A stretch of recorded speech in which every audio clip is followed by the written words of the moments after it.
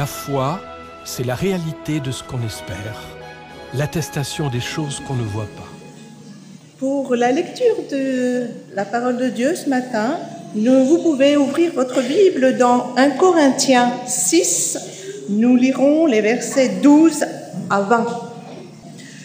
Tout m'est permis, mais tout n'est pas utile. Tout m'est permis, mais je ne me laisserai pas asservir par quoi que ce soit. Les aliments sont pour le ventre, et le ventre pour les aliments. Et Dieu détruira l'un comme l'autre. Mais le corps n'est pas pour l'impudicité. Il est pour le Seigneur, et le Seigneur est le corps. Et Dieu, qui a ressuscité le Seigneur, nous ressuscitera aussi par sa puissance. Ne savez-vous pas que votre corps sont les membres du Christ ? Prendrais-je donc les membres de Christ pour en faire les membres d'une prostituée ? Loin de là.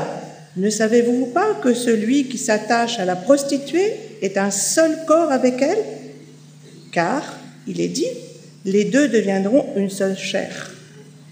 Mais celui qui s'attache au Seigneur est avec lui un seul esprit. Fuyez l'impudicité. Quelques autres péchés qu'un homme commette, ce péché est hors du corps. Mais celui qui se livre à l'impudicité pêche contre son propre corps.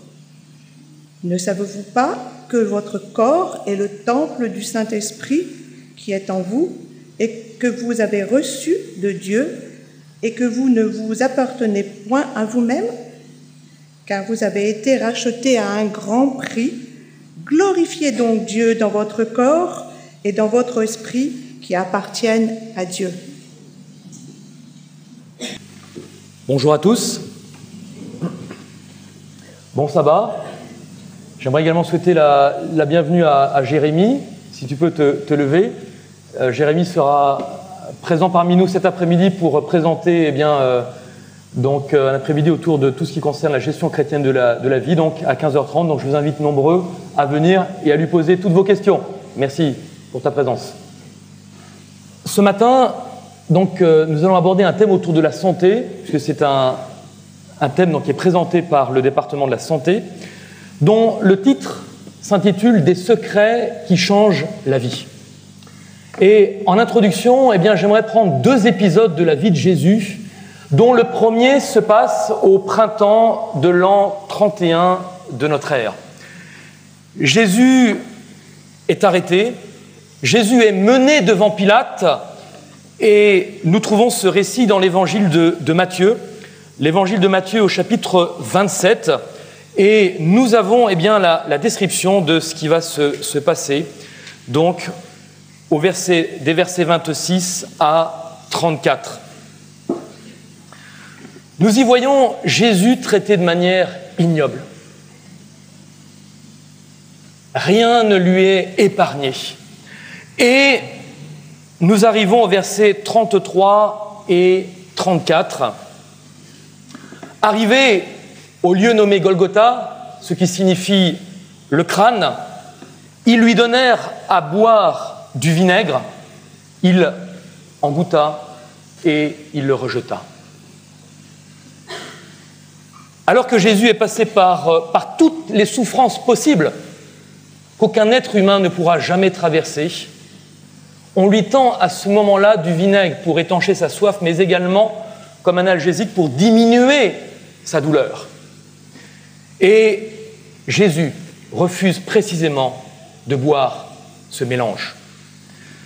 Ce terrible moment d'agonie est prophétisé des siècles à l'avance dans plusieurs livres, notamment dans les psaumes et, entre autres, le chapitre 69 et le verset 4 qui nous décrit ce qui s'est passé à ce moment-là. Psaume 69, verset 4. « Je m'épuise à crier, mon gosier se dessèche, mes yeux se consument, tandis que je regarde vers mon Dieu. » Le calvaire, la croix est l'endroit où Dieu et les puissances des ténèbres se rencontrent. mais où Dieu va triompher. Dieu va triompher par ce sacrifice de Jésus-Christ et par ce sang versé à la croix. Les puissances des ténèbres sont définitivement vaincues à cet instant. Christ, jusqu'au bout, a la possibilité de prendre ce breuvage. Et Christ ne peut accepter de faire quelque chose qui est contraire à ses principes, de faire quelque chose qui va porter atteinte à son intégrité même. Le premier secret qui change la vie, eh bien, c'est que la puissance de la victoire que Christ a remportée à la croix est pour chacun d'entre nous, et ceci par son sang versé. Ça, c'est le premier secret qui doit nous animer eh bien, dans tout ce que nous entreprenons. Le deuxième épisode de la vie de Jésus, sur lequel j'aimerais m'arrêter un instant, eh bien, nous remontons en arrière dans le temps, à l'époque où Jésus a 12 ans. Et nous trouvons cet épisode dans Luc au chapitre 2, et notamment au verset 42. Jésus est amené pour la première fois au temple. Et on y vient pour célébrer la Pâque. Et alors que, eh bien, la fête se termine, on part, on prépare les affaires et on s'apprête, eh bien, à regagner son foyer. Et les parents de Jésus, eh bien, quittent Jérusalem pour rentrer chez eux. Mais ne s'aperçoivent seulement qu'au bout d'une journée que leur enfant, Jésus, n'est pas avec eux. Vous imaginez l'angoisse, et je ne sais pas si, parents, vous êtes déjà passés par ce moment d'angoisse, notamment vous, mères, hein, vous imaginez, vous pensez avoir votre bambin, votre enfant à côté de vous, tout d'un coup panique, il n'y a plus personne. Et vous imaginez tout ce qui peut venir à votre esprit pendant ces moments où vous vous dites « mais que s'est-il passé ? Où est mon enfant ?»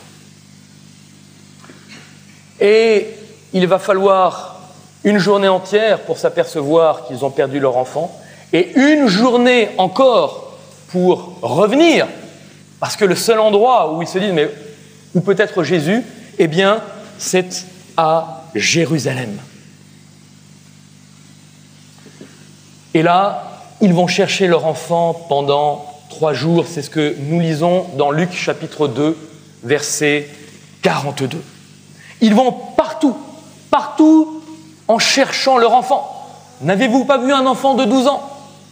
Et à l'époque, il n'y avait pas de photo, pas de possibilité eh bien, de lancer d'avis de recherche. Et vous imaginez ces 3 jours de stress, d'angoisse, de questionnement. Finalement, ils arrivent au temple et là, ils voient Jésus en train de discuter avec les docteurs de la loi. Et vous pouvez imaginer le soulagement des parents de Jésus en retrouvant leur enfant. Et que lisons-nous au verset 48 ? « Voici, ton père et moi, nous te cherchions avec angoisse. » Ils l'ont perdu, une journée pour le perdre, mais il a fallu 3 jours pour retrouver Jésus. Serait-il possible que dans notre vie chrétienne, nous nous trouvions dans une telle situation ? Où nous avons perdu Jésus et où il nous faut du temps pour le retrouver.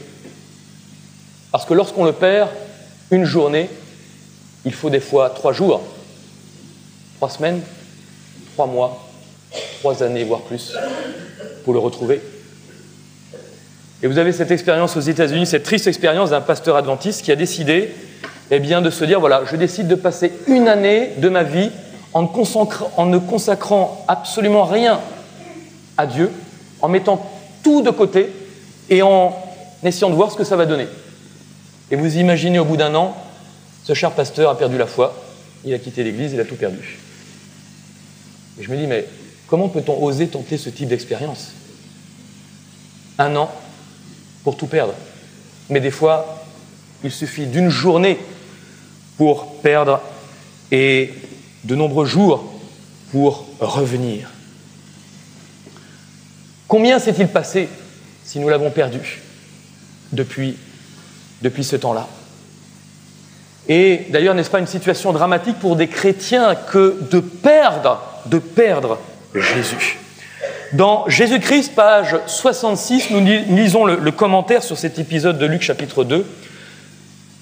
Si Joseph et Marie étaient restés en étroite communion avec Dieu par la méditation et la prière, ils auraient reconnu le caractère sacré du dépôt qui leur était confié et n'auraient pas perdu de vue Jésus.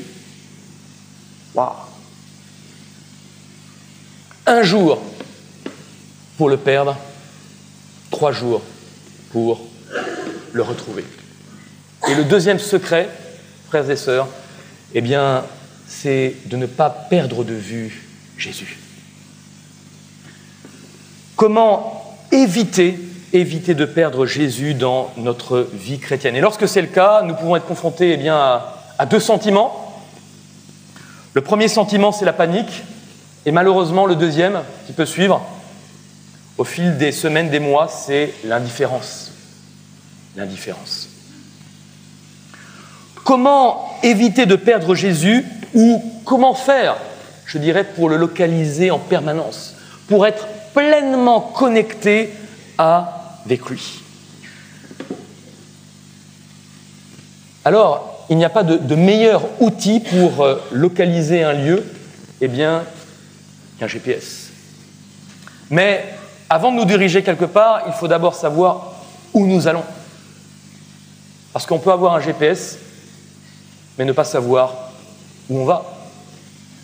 Et je dirais, il y a un deuxième paramètre qui est très important. C'est qu'avant de savoir même où nous allons, il faut que le GPS nous géocalise pour savoir où nous sommes. Parce que si nous savons où nous allons, mais que nous ne savons pas où nous sommes, nous risquons d'attendre très longtemps, et le GPS va tourner en rond et ne va pas savoir nous localiser. Est-ce que nous savons précisément où nous voulons aller, mais est-ce que nous savons également précisément où nous en sommes? Dieu cherche à rétablir la communication. Et je dirais, il cherche à rétablir la communication avec la tour de contrôle de notre corps. Et cette tour de contrôle se situe, nous allons y arriver en un instant, dans notre cerveau. Et notamment, dans notre cerveau, il y a ce que l'on appelle le lobe frontal. Le lobe frontal, c'est cette partie à l'avant. C'est cette partie qui est déterminante. Parce que le lobe frontal, eh bien, va contrôler nos émotions, nos prises de décision, la pensée, la concentration, la personnalité, l'humeur et notre manière de résoudre des problèmes. Vous imaginez? C'est le QG de notre corps. Pas seulement de notre cerveau, mais du corps tout entier. Et il y a plus de 100 ans, une dame sans instruction osait écrire dans Tempérance, pages 13 et 14, « Ces énergies nerveuses qui communiquent avec l'organisme tout entier, là, sont le seul moyen, il y aurait pu y en avoir d'autres, le seul moyen par lequel le ciel peut entrer en contact, en relation avec l'homme et agir sur sa vie intime. Tout ce qui trouble, il y a plus de 100 ans, tout ce qui trouble la circulation des courants électriques, on a découvert ça que récemment, du système nerveux diminue l'intensité des forces vives et aboutit à émousser la sensibilité de l'esprit. » Et dans un autre ouvrage, pour un bon équilibre mental et spirituel, le volume 1 et la page 60, nous lisons « En tant qu'organe de l'esprit, le cerveau régit le corps tout entier. Pour que toutes les autres parties de l'organisme fonctionnent normalement, le cerveau doit être en bon état. Et pour cela, le sang doit être pur. Si la pureté du sang est assurée grâce à de bonnes habitudes en matière d'aliments et de boissons, le cerveau sera convenablement nourri. » comment pouvons-nous maintenir ou comment pouvons-nous détruire non seulement notre cerveau, mais en particulier ce lobe frontal? Comment est-ce que nous pouvons optimiser la communication avec le ciel et avec Dieu? Et là, je ne parle pas de salut par l'alimentation, en disant « je mange ça pour être sauvé ». Là, je parle de salut pour pouvoir optimiser notre connexion avec Dieu. Ça n'a rien à voir. Et trop souvent, on a prêché le salut par l'assiette, alors que l'alimentation est là pour optimiser notre connexion avec Dieu, pour que notre corps puisse être pur et reste dans un état de fonctionnement optimal. Et il serait terrible de réaliser que Satan a réussi à mettre dans tous nos foyers des éléments qui sont plus puissants que les drogues, peut-être plus puissants encore que la cocaïne, et que nous pouvons utiliser tous les jours dans ce que nous consommons. Vous imaginez? Et malheureusement, Réginald Alouche, qui est médecin et ingénieur, a consacré un article qui porte le titre « Comment le sucre est en train de détruire le monde ». Vous imaginez, médecin, ingénieur, comment le sucre est en train de détruire le monde? Autre substance tout aussi nocive, le café. Et je dirais pas le café, c'est la caféine qui est contenue dans le café, qui est contenue dans le chocolat et qui est contenue également dans le thé. Et que va faire la caféine? La caféine va diminuer de 30% la capacité de notre lobe frontal. Où est-ce que nous mettons la barre?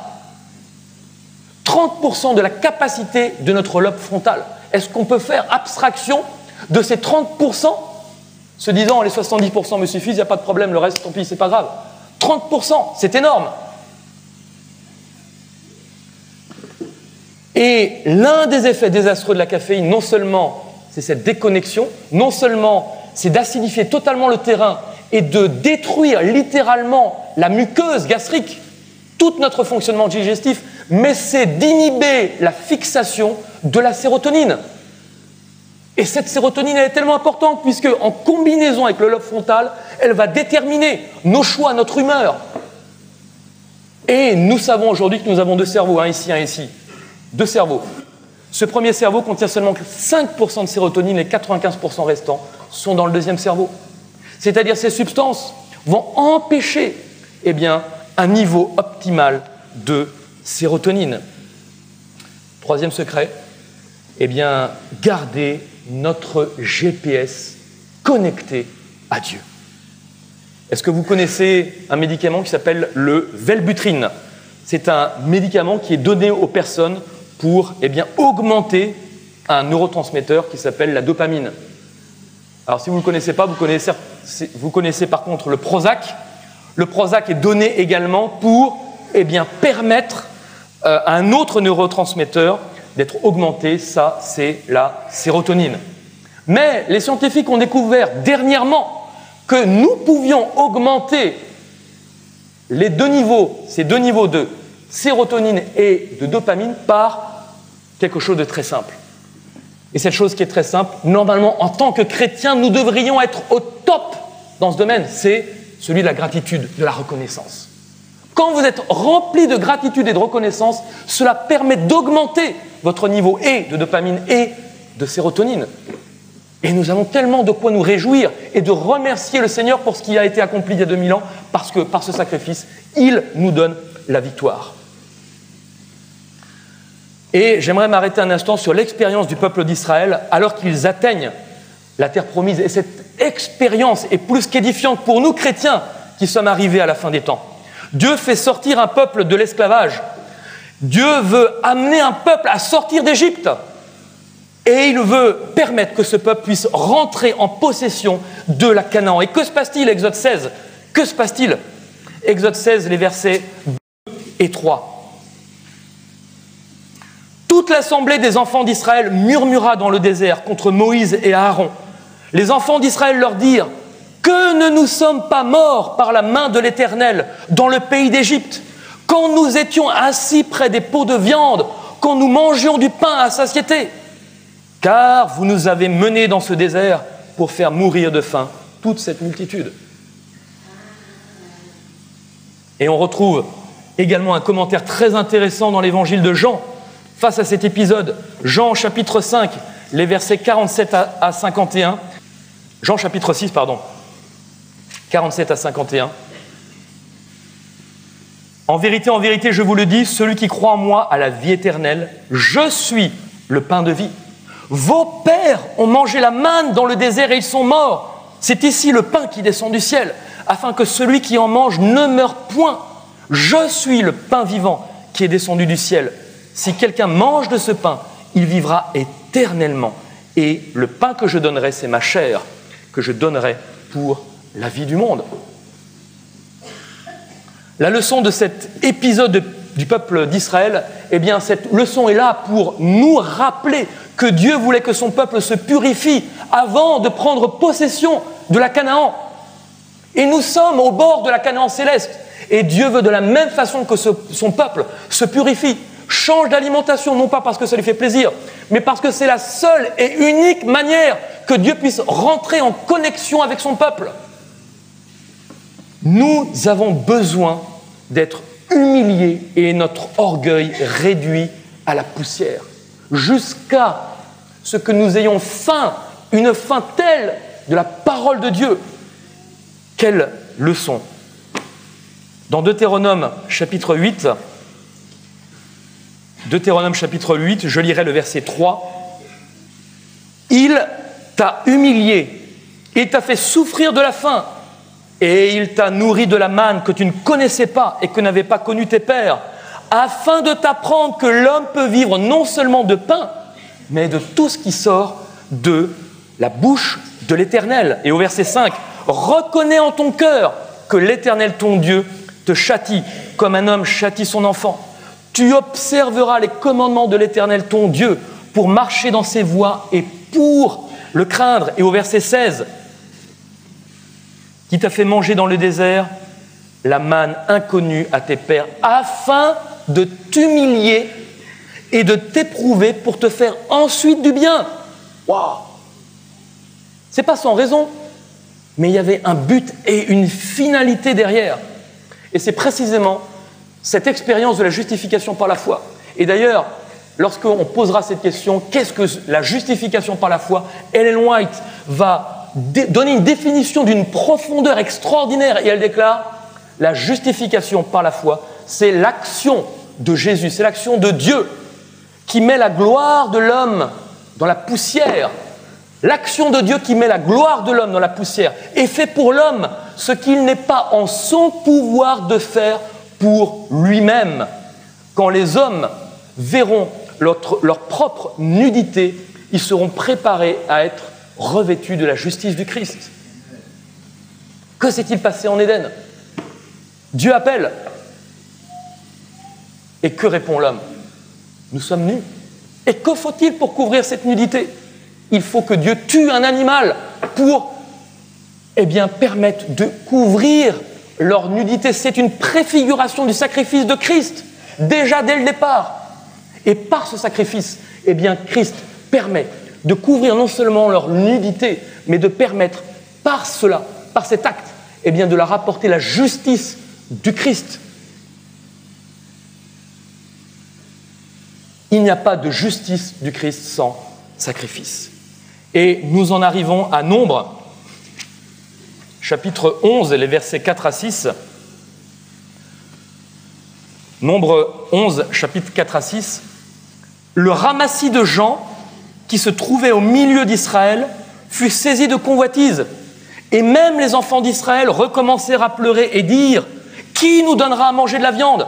Nous nous souvenons des poissons que nous mangions en Égypte et qui ne nous coûtaient rien, des concombres, des melons, des poireaux, des oignons, etc. Maintenant, notre âme est desséchée, plus rien. Nos yeux ne voient que la manne. Verset 10. Moïse entendit le peuple qui pleurait, chacun dans sa famine et à l'entrée de sa tente. Verset 18 à 20. Tu diras au peuple: sanctifiez-vous pour demain et vous mangerez de la viande, puisque vous avez pleuré aux oreilles de l'Éternel en disant: qui nous fera manger de la viande? Car nous étions bien en Égypte. L'Éternel vous donnera de la viande et vous en mangerez non pas un jour ni deux, ni 5 jours, ni 10 jours, ni 20, mais un mois tout entier, jusqu'à ce qu'elle vous sorte par les narines et que vous en ayez du dégoût. Parce que vous avez rejeté l'Éternel qui est au milieu de vous et parce que vous avez pleuré devant lui en disant « Pourquoi sommes-nous sortis d'Égypte ?» Et nous avons ce commentaire dans Patriarches et Prophètes, page 365. Le peuple recommença à demander de la viande. Il ne se contentait plus de la manne qui tombait en abondance. Durant la servitude d'Égypte, les Hébreux avaient dû se contenter d'aliments grossiers que les travaux et les privations rendaient acceptables, tandis que bon nombre d'Égyptiens qui les accompagnaient avaient été habitués à une nourriture délicate. Ils furent les premiers à se plaindre en se rappelant qu'avant leur arrivée au Sinaï, en réponse à leurs cris, Dieu leur avait donné de la viande, mais pour un jour seulement. Et dans Psaume, chapitre 78, le verset 18, nous lisons « Ils tentèrent Dieu dans leur cœur en demandant de la nourriture selon leur désir. » Et vous voyez comment, de quelle façon, eh bien, cette demande d'avoir de la nourriture selon leur désir a eu des conséquences désastreuses. Et nous, est-ce que nous convoitons les mets d'Égypte? Est-ce que nous sommes frustrés? Est-ce que nous convoitons également leur possession, leur doctrine? On peut élargir très très largement. Dans Exode 15, verset 26, nous lisons « Si tu écoutes attentivement la voix de l'Éternel ton Dieu, si tu fais ce qui est écrit, ce qui est droit, à ses yeux, si tu prêtes l'oreille à ses commandements, si tu gardes toutes ses ordonnances, je ne t'infligerai aucune des maladies que j'ai infligées à l'Égypte, car je suis l'Éternel qui te guérit. » Mais ça, c'est conditionnel. Dieu, je pense, a fait un cadeau extraordinaire à l'Église adventiste en lui donnant un message de santé, mais puissant. Et vous avez certainement regardé certains reportages sur la longévité, Loma Linda, et vous avez peut-être à l'esprit ce fameux chirurgien de plus de 90 ans qui opérait encore à cœur ouvert, chirurgien Ellsworth Wareham. Incroyable. Mais pourquoi ce chirurgien en est arrivé là? C'est parce qu'il a gardé tous les principes. Et des fois on se dit, oui, mais pourquoi est-ce que je suis frappé de maladie? Oui, mais quel est notre fonctionnement? Si on se dit c'est seulement le fait d'être adventiste qui va nous préserver de ces maladies, on a tout faux. C'est dans l'obéissance à tous ces principes-là. Et ceux qui sont passés par la maladie et qui ont changé des habitudes alimentaires, je pense, doivent réellement voir la différence. Mais pourquoi attendre la maladie? Pourquoi attendre la maladie avant de changer? Une citation, j'aimerais vous lire dans « Vous recevrez une puissance ». Et je pense qu'à notre époque, nous avons besoin particulièrement de recevoir une puissance. Non pas à 5 ou 10%, mais dans toute la plénitude que Dieu cherche à nous donner. Vous recevrez une puissance, page 79. Accrochez-vous. C'est un devoir de savoir comment préserver le corps dans la meilleure condition de santé possible. Violer les lois de notre être est autant un péché que de briser un des 10 commandements. Waouh! Violer les lois de notre être est autant un péché que de briser un des 10 commandements. Elle continue, car dans un cas comme dans l'autre, la loi de Dieu est enfreinte. Nous ne pouvons aimer le Seigneur de tout notre cœur, de toute notre pensée, de toute notre force, de toute notre âme, alors que nous aimons nos appétits, nos goûts, bien plus que la parole de Dieu. C'est la triste réalité. Comment gérons-nous ces priorités-là? Et d'ailleurs, en 2008, une étude très sérieuse, très sérieuse, menée par toute une équipe de scientifiques de l'Université de Californie de San Diego, eh bien, a mis en avant un composé que l'on trouve dans la viande qui s'appelle NEU5GC.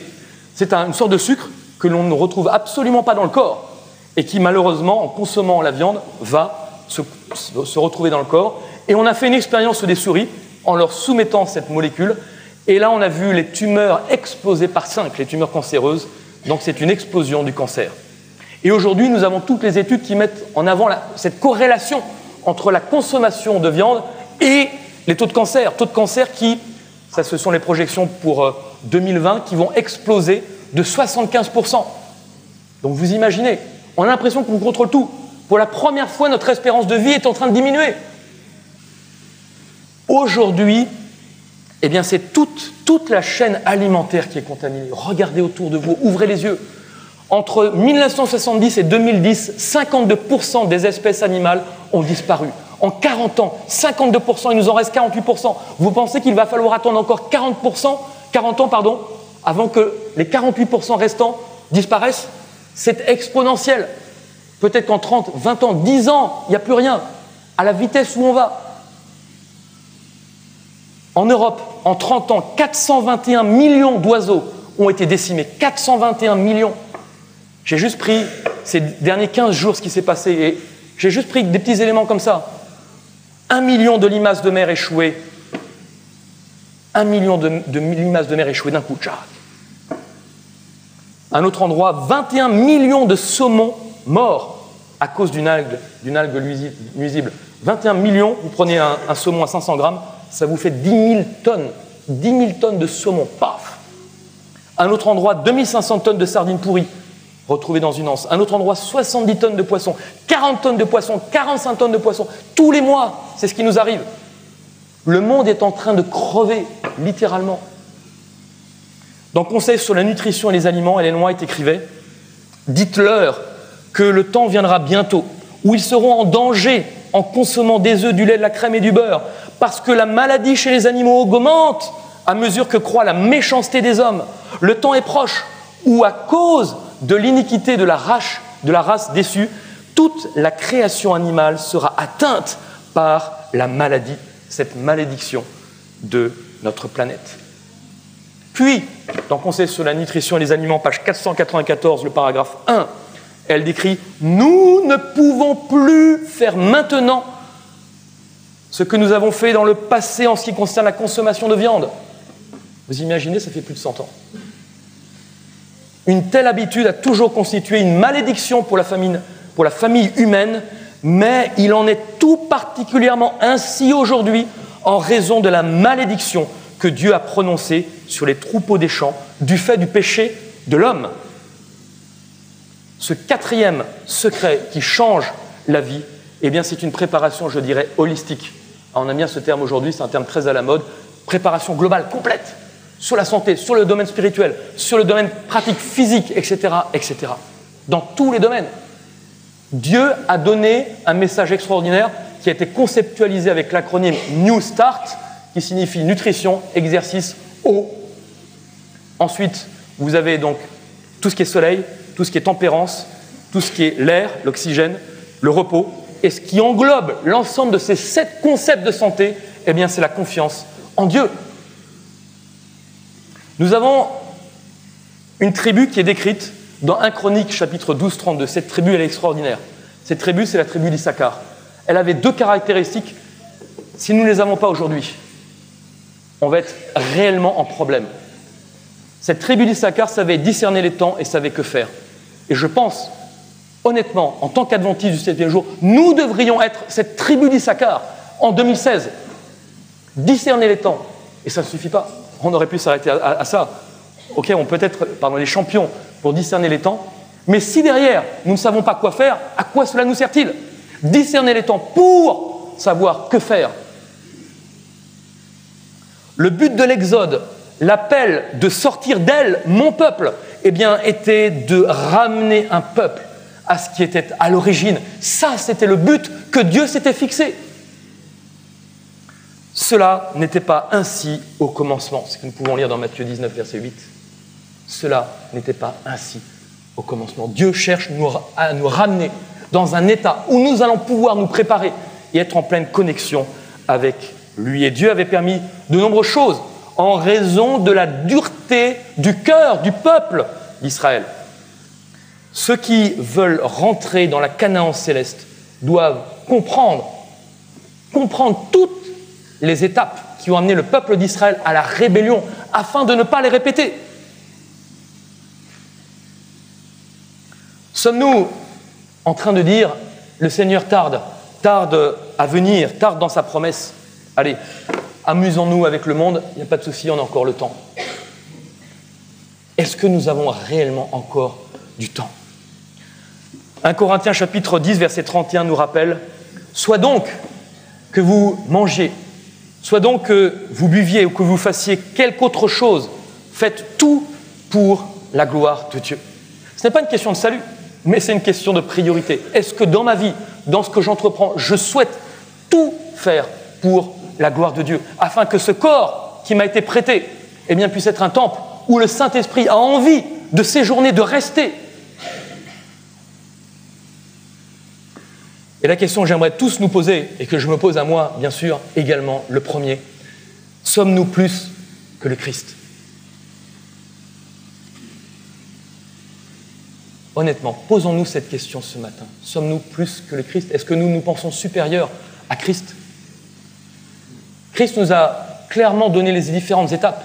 Et est-ce que finalement on se dit non, mais bon, ça c'est accessoire. Sommes-nous en concurrence avec le Christ, sachant ce qui est meilleur pour nous que lui-même ? Le 5e secret, c'est le secret de l'obéissance. Mais le secret de l'obéissance ne peut être acquis que en brisant, en détruisant notre orgueil. Frères et sœurs, il n'y a plus de temps pour la rébellion, plus de temps pour tourner en rond dans le désert. Le peuple a tourné 40 ans. 40 ans dans le désert. Se pourrait-il que nous errions dans le désert depuis 120 ans ? Je pense qu'il est temps que nous puissions prendre au sérieux les promesses que l'Éternel nous a données et que nous puissions nous préparer afin que par la foi, comme Caleb et Josué, nous prenions possession de cette Canaan céleste. Dieu nous propose la vie en abondance et non pas le salut par la nourriture. Jésus a refusé de prendre du vinaigre parce que Jésus savait clairement que cela allait le déconnecter et que si il faisait cela, il risquait gros, très très gros. Jésus a refusé de prendre le vinaigre. Jésus a refusé de prendre le vin de Babylone. Sous toutes ses formes,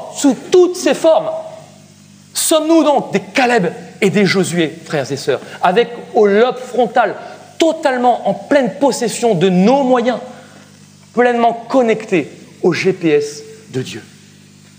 Sommes-nous de telles personnes ?